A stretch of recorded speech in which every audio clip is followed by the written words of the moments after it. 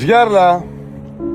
Bu bolani hamma taniydi. Assalomu alaykum, yaxshimisiz? Tanishtirishim shart emas. Nedik? Meni ko'pchilik tanimaydi. Men TikTokda Alibanat, YouTube'da Shahuz, Instagramda ham Shah. Xullas, Nedikka boya shart berildi. Agar Hindistonga borib, Shohruxxon bilan ko'rishib, O'zbekiston bayrog'ini ko'tarsa, obshi Sardor Gangster, man va Aziz Xon UFC uchalamiz jami $45,000. Nima bo'ldi? O'zi harakat qilyapman. Hindistonga borishga bilasiz, Hindistonda yurish qiyin. Shohruxxon bilan o'zi ko'rishda o'zi qiyin, yurishda o'zi qiyin. Endi Alloh nasib qilsa ko'rishaman.